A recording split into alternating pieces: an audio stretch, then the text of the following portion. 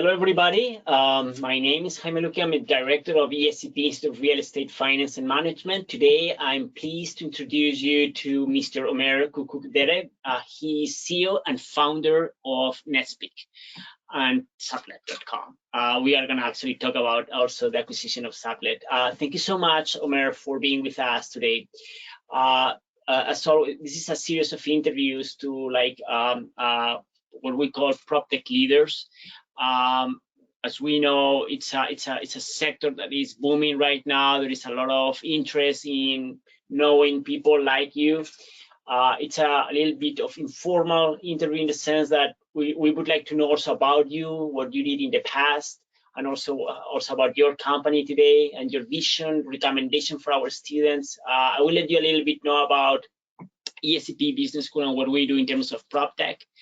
So at ESCP is the oldest business school in the world, and we have 6 campuses across Europe in Paris, London, Madrid, Berlin, Torino, and Warsaw. We have launched several programs in real estate, including a Master of Science in Real Estate, all at which we have 45 hours of Proptech in different courses. So we are very much interested in Proptech. This is part of what we do for our students. So most of our audience are Master of Science in Real Estate students, but also we have many followers in social media, and they are watching and will watch again this recording, this video. So I'm gonna introduce you very briefly, because basically the whole interview is about you telling us about your company and about you. And just as a reminder that we are gonna keep this very short. Usually it's like 30 minutes interview, so it's very interesting, and then we keep like that. And that's basically the initial introduction. So first, I want to introduce Omer. As I mentioned before, he's the founder and CEO of Nestpick. Nestpick is the largest global platform for on-demand housing. And it's an aggregator of different websites for different apartments, room, and student accommodation. It operates worldwide, and it has partners such as Home and Airbnb. You will tell us more about that. But so my understanding is that you are now in New York. We usually do this meeting at 10 a.m. Madrid time, but we are starting later because of that, and we very much appreciate you being with us today. So I would like to go back, like say 15 years before today, and you were in Turkey. You studied your high school in Turkey, and then you went to also you studied the university there in Turkey as well. So yes. How was your experience? I was reading about you. You were in charge of some executive member of some clubs within the university. So you were showing leadership by then, but how those experiences shape who you are right now? And any anecdotes are very much appreciated. Actually, it's a great question. First of all, thanks for inviting me. It's really an honor to speak to such bright minds from all around the world in Europe. And this is a great question. Yes, I studied college and university in Istanbul, in one of the prominent universities. It was an ex-American college, so it allowed us to keep this extracurricular activities to the center and front. I've been heavily involved in different student clubs, also in management, but also the college itself was an international university. So aside from all these classes or off the class experiences, I was living very close to the campus in a 3-bedroom apartment, and we've been sharing one of our rooms with international students that come as visiting students for each semester. I think back then the program named Erasmus for Europeans. There were also a lot of Americans coming into the campus. So that allowed me to basically have a couple of things. First, I think the classes was pretty challenging. I studied engineering, so I got the basics of coding, software development, as well as studying advanced mathematics that shaped my way of looking at data as of today. The extracurricular activities, we were doing some stuff on our own from scratch, going to big corporations to sponsor our university club, and then using that money to have seminars for the students in the campus. Even we had some summits where we had like the accommodation and other stuff that needs to be arranged. So that allowed us to basically plan a robust startup, a small startup that you can do with 10 students with much smaller budget. So I think that helped me shape being self-accountable for the actions that we do, and basically create something, even if small, create something and experience the joy of creation. The third is sharing my home with other international people, and I was lucky to spend the same apartment with, I think, 6 different nationalities in Europe, from Europe, including like France, Italy, Germany, and Spanish people, as well as sharing with a Swedish and an American. So basically, like I get to spend time with a diverse set of people, get to know their culture, and that really helped me open my eyes towards the world and just gave me the ambition of building something global. Because I really felt like even though we have all our differences, we were all more or less the same ages. Back then, 20s, now we are all 30s. And we were watching the same TV series. We were playing the same video games. In Europe, mostly watching the same football matches. For Americans, that's a little bit different. And there were many common insights and many common products that we each use, like Facebook, Twitter, I don't know, Netflix, etc. So all these 3 actually helped me like look at the way I look at now, being accountable and trying to build something from scratch, and also understand this, like the differences and common things between international set of people. And I'm lucky enough to be able to use all of these skills and experiences in my current endeavor. Okay, that's great. And I'm gonna go one step further. After university, then we know that you work at ING banking and other companies such as Procter & Gamble. So my question is, when did you realize that you wanted to become an entrepreneur? And how was that moment, that decision? Because it's a very difficult decision, right? You have some kind of stability and then you take risk.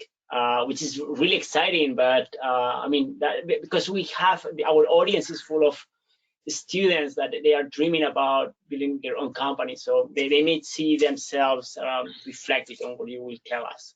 Yeah, back then, first of all, like building startups was not hot, or was not something that many of the college people wants to do. Like, this is the time where Facebook is just starting to pick up, and it's still just a campus app. So you had to have an edu email to be able to sign up in Facebook. So for me, what happened is just like I studied in one of the, like, if not the top university in the country, which allowed me to have a wide variety of options in applying other companies. The first thing I was thinking back in college was just I really liked finance as an industry, and I thought that maybe I could be a trader or do some hedge fund activities. I can do corporate banking. This is 2008. Then the crisis hit, and most of my friends that were working for big banks like Morgan Stanley, JP Morgan, they all shut down their offices. Some of them became unemployed. One of them had to move to Saudi Arabia, which was really scary for me, and he had to live there for 2 years. And I said, yeah, apparently finance is not a sustainable market. And I started working for Procter & Gamble. After a year and a half working for big corporations, I realized that for me, the business or the job that I do doesn't finish when it's 6 p.m. There are some people after 6, 7 p.m. they go to their home, they are just completely in a different mindset and they live their life. The compensation, the salary really give you the comfort to live a decent life in Istanbul and build a career that would last probably 30, 40 years. But for me, it was a little bit different. I always thought about the work that I'm doing. Before I sleep, I was thinking about what to do with that, what to do with the other one, thinking about those projects. But then I quickly realized that I don't have much influences in the result because I have to basically do what my boss says to me. And my boss has another boss, which has another boss. So it goes to a level that I really don't see who is out there. And I really wanted to do my own mistakes. I really wanted to do something that I would give the final call, try it out, even if it's right or wrong. I don't feel like I'm doing what someone else tells me to do. That's how I left. It wasn't easy. My very first startup is an offline startup. It's not even an internet business. I had discussion with my family. They didn't approve me leaving these large international corporations to build an offline business that sells goods to architects and developers. But I did it. I took the leap. The main ambition was basically and honestly doing something on my own and deciding on what needs to be done next. And my very first venture is just a started local, then we started exporting. We were having like design goods, design heaters, radiators to be put in this new luxury houses. So I didn't even have the ambition of building an online business, but I had the experience of managing digital segment in Danone because I was part of the marketing team. And then in 2016, then you founded Nestpick, and I also know that you went through a German Accelerator program. That was really interesting for us. Can you share some experience and your views about Accelerator programs in general, how they can help, and what would be an ideal one for a company? Sure. When we started Nestpick, we started in Europe, in Berlin. We had an international team focusing mostly in European markets, the usual suspects: London, Madrid, Barcelona, Paris, Berlin, etc. But then we quickly realized that in order to be a global company, we also need to launch the United States as a market. But I think at first I tried to take care of the launch progress myself with business trips to the market, meeting other people. But then I quickly realized that the local culture is pretty different than Europe, and the network, the personal network that the people have is actually really important. And that's when I realized there is this accelerator program called German Accelerator, which is backed by the Ministry of Economy in Germany. So it's a government-backed program, and they don't take any equity. So you don't give any part of your business.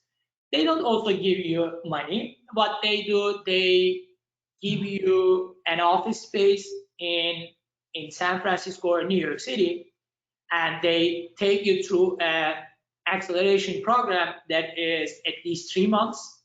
And thanks to the people that are friendly with Germany trade, so there are, of course, there are Germans, there are Americans that do business with Germany, so they signed up this set of experienced people, engineers their field, and they were acting as mentors. So basically, German Accelerator, German government was paying these mentors to help German startups.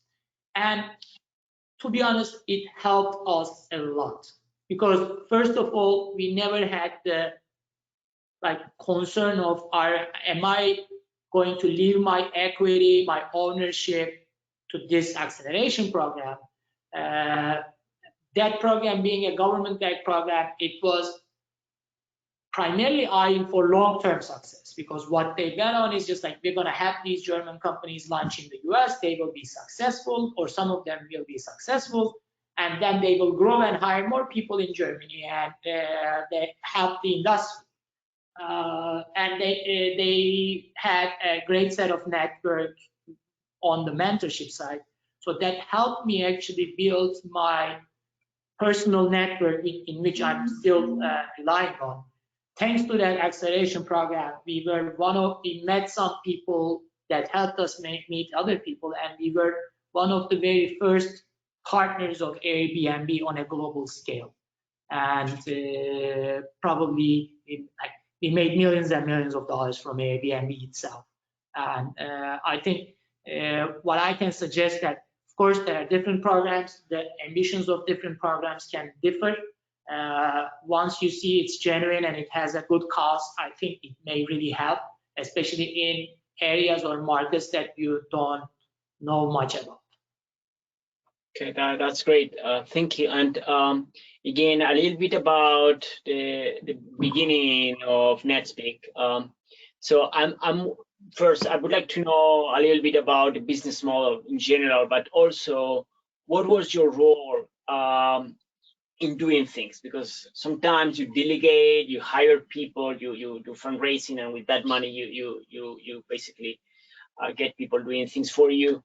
So to which extent you did most of the beginnings, or I mean, how was that point in time? Yeah, that's a great question. Like, I really like to the first thing I did was to find the right person to lead our technical stuff, and basically I partnered up with my co-founder, which was my prior co-founder in my previous startup. So I basically delegated the whole technical infrastructure and building the software to someone that I really know and act as my co-founder. Personally, I've tried the very initial business development and sales activities. So I met a lot of prospective clients myself before we onboard our very first sales manager. So that helped me sell the offer that we have. And the offer we have is this: like, we are a platform for on-demand housing. What we do, furnished apartment rentals or room rentals, type of listings, type of accommodation that you can start living in with your luggage. We target minimum 1 month stay, so month-to-month stays in furnished rentals all around the world. And the offer for the users is we have all the available options in Madrid for furnished rentals. So you don't have to check it one by one. We just not only work with large operators like Home and Airbnb, but we also work with smaller operators like Casamundo, Madrid Apartments, etc., etc. So we have 10,000 available furnished rentals from 50, 60 different providers in Madrid. So the user just checks our platform and sees everything available there. And we are free to use for the users. For the partners, the providers, whether it's Home, Airbnb, or Casamundo, what we do, we make money on a commission basis. So whenever one of our users rent a unit of their listings, they share part of the commission revenue to us. So I did the initial and large sales activities, then delegated that to the sales team. For marketing, I had experience in building SEO and Google AdWords systems, but still from the very first day, I had someone helping me with that, so I was just more on the monitoring side.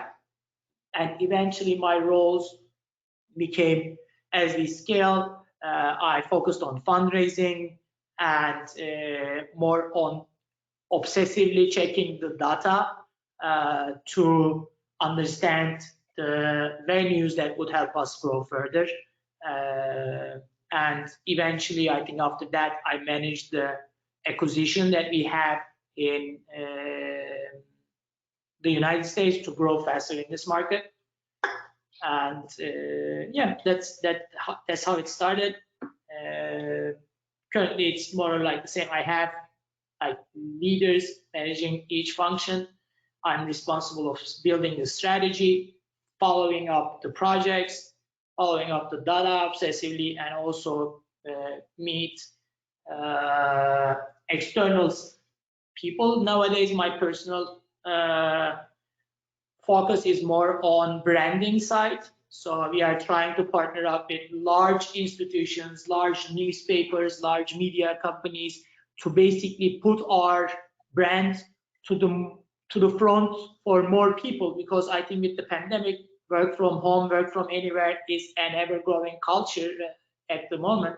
So we really want to be the platform that people are working remotely and they want to do long-term travels in different parts of the country. So my personal ambition now is to build big partnerships to boost demand for branding.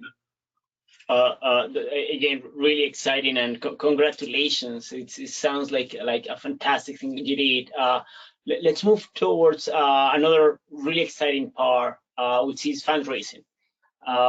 So I would like to know how you approach fundraising initially. So you let me put this framework, and you tell me if I'm wrong, and then you build from there. So initially, you build, you have an idea, you have some a product, and so my question is, when is the right time for you to go to do fundraising? Do you want to do some sales before so that you can show it has huge value, or you need the money and then you give up some equity and then you grow and then you do another fundraising campaign?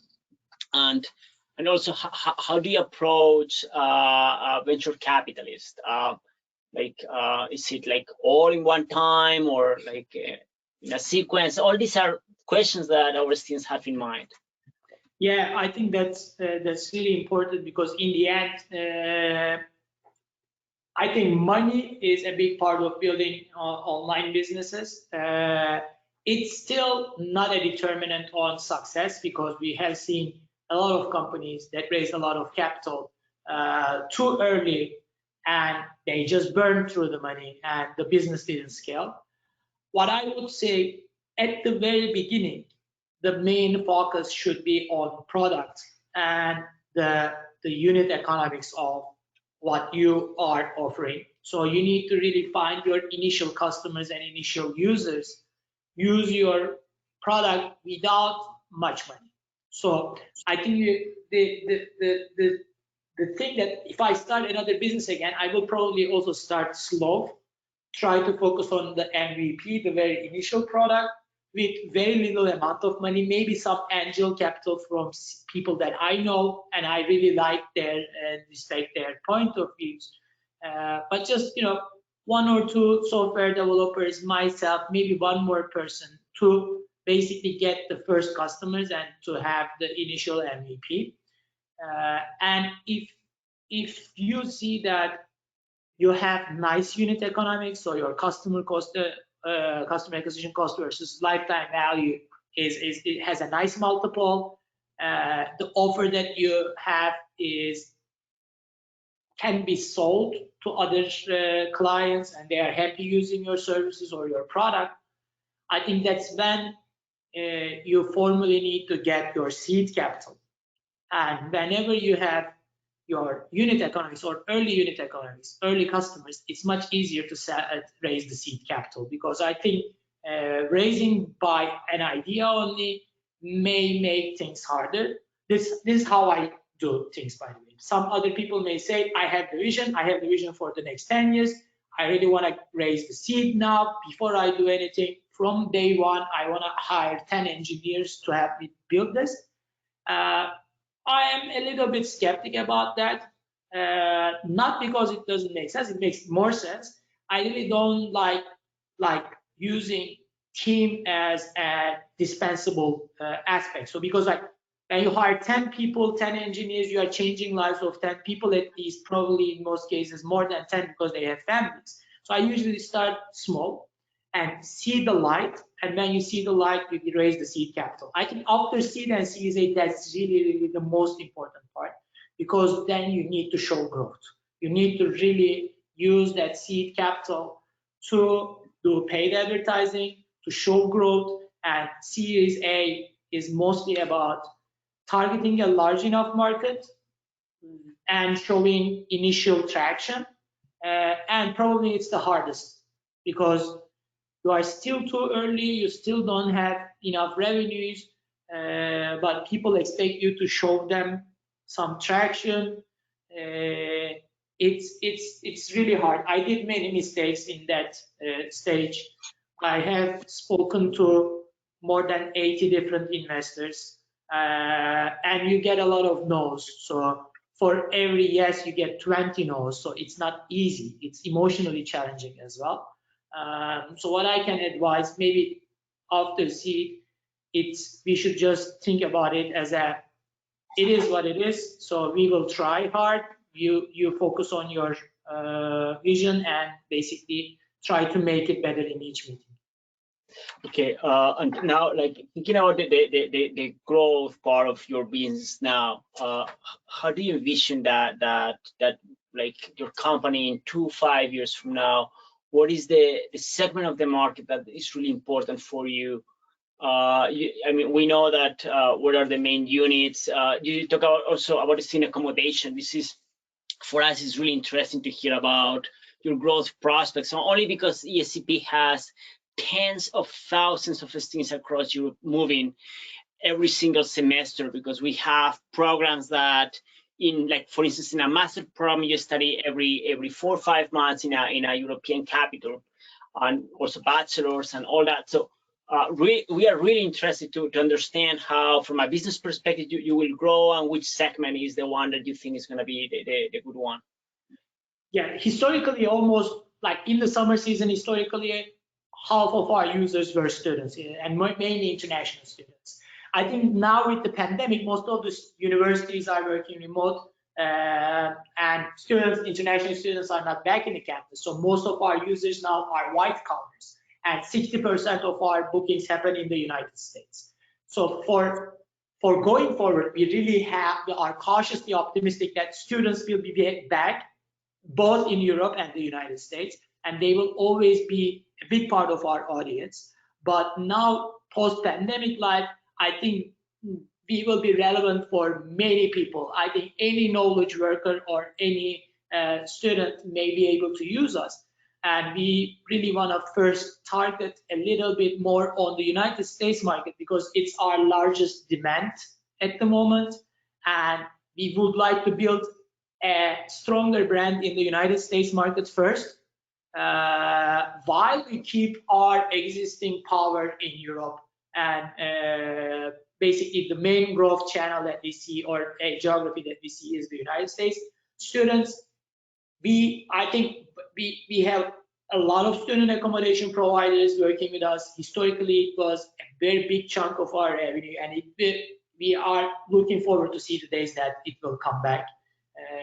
Until then, we will continue focusing on professionals. And can you tell us about this moment when you decided to acquire Sublet.com, which is the company I didn't mention at the beginning, because I understand it's really important also in the history of your company. Yes. What role did it play? It's really a great question, because like what happened, like we were already trying to scale in the United States, and we had the partner network, we had Airbnb, we had a lot of local providers, we had student.com, etc. And all of them were asking for more traffic from Nestpick. They were asking for, send me more students, send me more professionals, send me more bookings. And when we are trying to acquire those users in online paid advertising channels, whether it's Google AdWords or Facebook advertising, we realized that it's getting too expensive. So we wanted to grow fast, but we were limited by the cost of acquisition. And Sublet.com is a website that operated for 20 years, since 1999. In this market, in this segment, they had this branding for the branding awareness. They had a nice organic user base that comes to visit their platform. What they lacked was the product was not quality. They never had the product skill sets that we had, and we thought that like we can speed up our US expansion with acquisition of this company, and they didn't have any VC funding, so it wasn't a too expensive acquisition option for us, and we just did it. And I feel like we are lucky that we did it, because now US is our largest market, also primarily thanks to having Sublet, and the potential is huge because the product is still not yet at the level that we want it to be, and in the next couple of months we will make it much more better. And this really helped us. The money that you spend in AdWords or Facebook, it just goes. That doesn't have stability, but acquiring this local brand that has this ongoing awareness for 20 years, it really helped us scale faster. Yeah, I see what you mean. Thank you. And now, do you have we understood like about you, about your company. We know that you have tons of experience, and on the other side of the screen, probably you will have many young people that they would like to create their own company, Proptech. And do you have any advice for them? Like, is this a good time? What about dreaming high, taking risk, or I mean, all those things that if someone told you like say 15 years ago, would be opening your eyes and make you very excited? So for me, I feel like the journey of building something is really exciting, and it's really self-fulfilling. So I think even if you have a huge successful company or not, the things that you learn on the road helps you grow faster. And eventually, if the startup or the project that you work hard may not work, and it may not be because of you, and you may decide to go and work for other large companies, you don't lose anything. Actually, you are probably better off than your peers, because you have experienced things in many different dimensions. So what I would say, I can suggest people to, like, if they really want to take this path, it's really hard, it's stressful, it's like an emotional roller coaster. Sometimes, some days are great, you feel great, some days you feel like you are gonna die, the company's gonna be dead, and you have to fire everyone. It's emotional roller coaster, but in the end, the journey is worth it. Even though I think obsession about the outcomes may not be the right point of view, because most of the startups fail. Some do well, and the ones that do well became an incredible company. And sometimes you don't do it, but then you are in the journey, you know a lot, and you can join other people's journey to make it much better. Exactly. Well, thank you so much, Mary. It was a real pleasure that we were able to accompany you through your main moments in life. I'm sure like our students and followers, social media will really appreciate your time, and we wish you all the best in your future. Thank you very much. Thank you very much. And I wish everyone great things in their life. I wish everyone the self-fulfilling life that they are looking for. It's great to be a young master's grad these days. It's probably the best times to start something new, and I wish everyone the best. Thank you very much. Thank you so much. Thank you.